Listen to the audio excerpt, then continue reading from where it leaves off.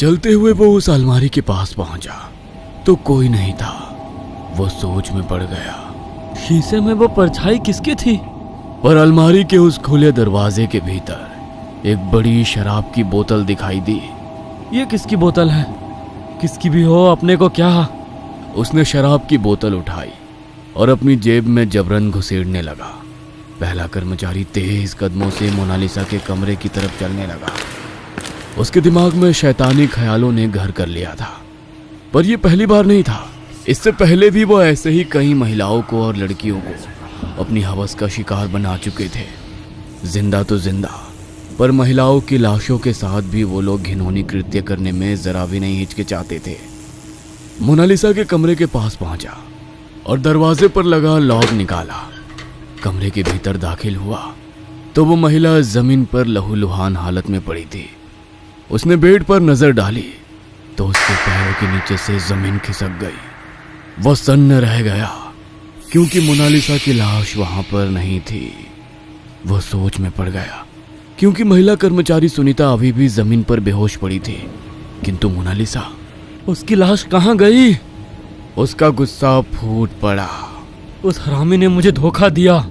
क्या हुआ है वो समझ चुका था। उसका साथी यानी दूसरा कर्मचारी मोनालिसा की लाश को कहीं और ले जाकर अकेले ही मजा कर रहा था। उसकी आंखों में गुस्से की लपटें जल उठी। वो दांत पीसते हुए दूसरे कर्मचारी को खोजने निकल पड़ा। इधर स्टोर रूम से बाहर निकलकर दूसरा कर्मचारी सीधा मोनालिसा के कमरे में पहुंचा, लेकिन जैसे ही वो कमरे में दाखिल हुआ उसका चेहरा सफेद पड़ गया। मोनालिसा कहाँ गई? और उसके दिमाग में भी वही ख्याल आया। उसी के साथ अपने दोस्त की तलाश में वो कमरे से बाहर निकला। बारिश अब हल्की पड़ चुकी थी, लेकिन असाइलम के गलियारे में एक अजीब सन्नाटा था, जैसे कोई अनदेखी ताकत यहाँ के हर कोने में छिपकर बस यही समय का इंतजार कर रही हो। पहला कर्मचारी गुस्से में पैर पटकता हुआ स्टोर रूम की ओर बढ़ा। साला यहीं छिपा होगा। दरवाजे पर पहुंचकर उसने उसे धक्का दिया। कर आवाज करते हुए दरवाजा खुला और एक ठंडी हवा का झोंका उसके चेहरे से टकराया। इतनी ठंडी कि उसकी हड्डियां कांप उठी। उसने झटके से अंदर कदम रखा और चारों ओर देखने लगा। अंधेरा, गहरा काला अंधेरा। बस दूर एक कोने में हल्का सा बल्ब टिमटिमा रहा था। उसने स्विच दबाकर लाइट चालू कर दी। पीली रोशनी में पुरानी अलमारियां, धूल से भरे फर्नीचर और कोनों में जमी मकड़ियों की जालियां दिखने लगी। अबे कहाँ छुपा है, बाहर आ! उसने गुस्से में चिल्लाते हुए अपने साथी को आवाज दी। कोई जवाब नहीं आया। हवा अब भी सर्द और भारी थी, जैसे कमरे में कोई और भी मौजूद हो। उसने धीरे धीरे आगे कदम बढ़ाते हुए कहा, मुझे पता है, मोनालिसा को लेकर तू यहीं कहीं छुपा है। चल अब नाटक बंद कर, बाहर आ! अपने दोस्त को आवाज देते हुए वो आगे बढ़ने लगा। फर्श पर पड़े पुराने कागज और धूल उसके पैरों के नीचे दबकर सरसराने लगी।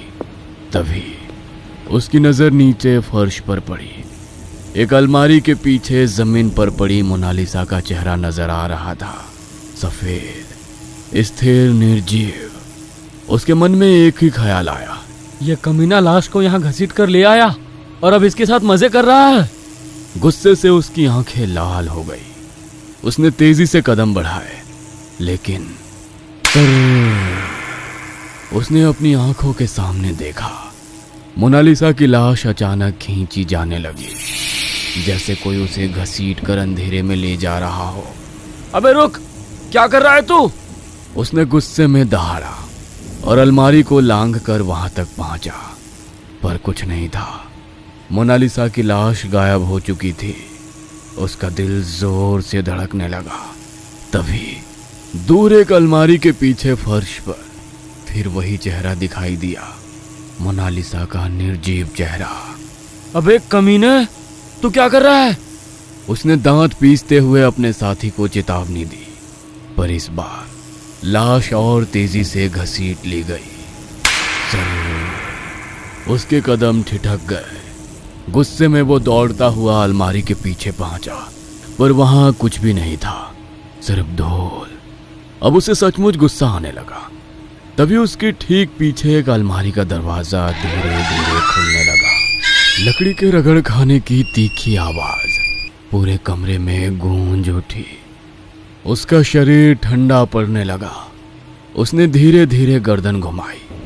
अंधेरे में डूबी उस अलमारी का दरवाजा पूरी तरह खुल चुका था। अंदर कुछ था, वहां कोई या कुछ जो उसे देख रहा था। उसकी सांसें तेज हो गई। उसने गला साफ किया और गुस्से से चिल्लाया, बस बहुत हो गया। अगर तू नहीं रुका तो मैं तुझे जान से मार दूंगा। मोनालिसा को मेरे हवाले कर दे। कमरा बिल्कुल शांत था। बस हल्की हल्की हवा की सरमराहट थी। पर अचानक उसे अपने पीछे किसी की मौजूदगी महसूस हुई। ठंडी सांसों की छुअन उसकी गर्दन से होकर गुजरी। उसका शरीर झंझना उठा। उसने झट से पीछे मुड़कर देखा और तभी उसके मुंह से दर्द से भरी चीखें निकलने लगी, इतनी जोर से कि पूरा स्टोर रूम उसकी गूंज से कांप उठा। और उसी के साथ पूरे मेंटल असाइलम में मरीज जोर जोर से चीखने लगे। अपने दोस्त की वो चिल्लाने की आवाज सुनकर ऑफिस के कमरे में शराब की बोतल रखने आया दूसरा कर्मचारी बुरी तरह घबरा गया था। उसके कानों में ना सिर्फ अपनी साथी की दिल दहला देने वाली चीखें गूंज रही थी, बल्कि पूरे मेंटल असाइलम के मरीज चिल्ला रहे थे। चारों तरफ से आती वह भयानक आवाजें उसके दिमाग में हथौड़े की तरह चोट कर रही थी। उसका बदन पसीने से भीग चुका था, पर किसी अनहोनी की आशंका से भरे दिल के साथ वह दौड़ता हुआ स्टोर रूम की ओर बढ़ा। उसका साथी अंदर फंसा हुआ था और उसकी चीखें धीरे धीरे धीमी पड़ रही थी। गिरते पड़ते स्टोर रूम के सामने पहुंचा। दरवाजा अंदर से बंद था।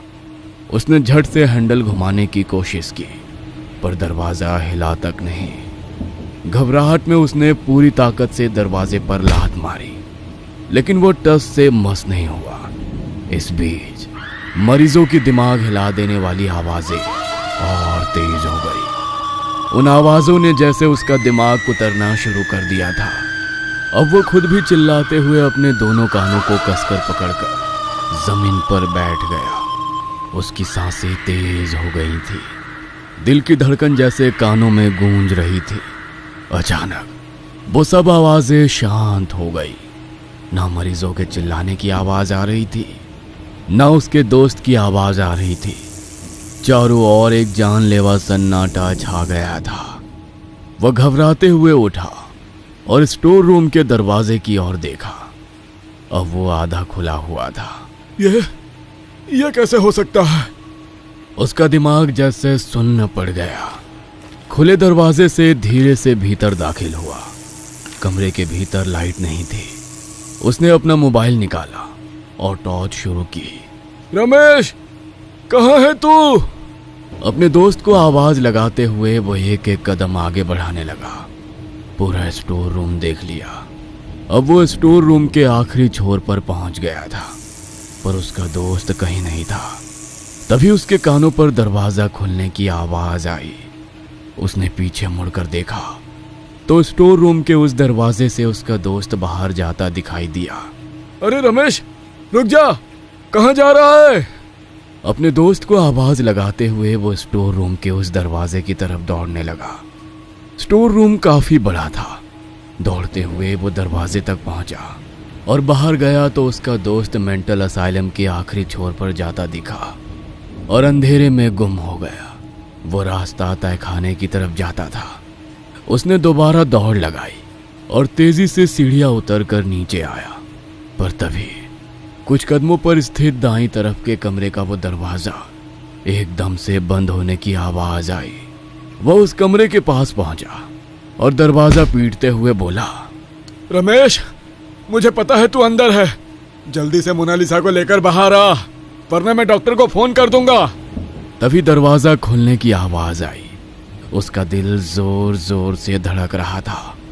पोस्टमार्टम रूम का दरवाजा उसके सामने था, पुराना, जंग खाया हुआ और डरावनी चुप्पी से भरा। उसने धीरे से हाथ बढ़ाया और कांपते हुए दरवाजे को धक्का दिया। दरवाजा एक अजीब सी चरमराहट के साथ खुला, मानो किसी ने अंदर से उसे जबरदस्ती रोक रखा था। अंदर घना अंधेरा पसरा था। उसने जैसे ही मोबाइल की टॉर्च जलाने के लिए बटन दबाया, टॉर्च एक पल के लिए चमकी और फिर झपक कर बंद हो गई। कमरे में अंधेरा और भी घना हो गया। उसने घबराते हुए मोबाइल को जोर जोर से हिलाया। टॉर्च फिर से जली।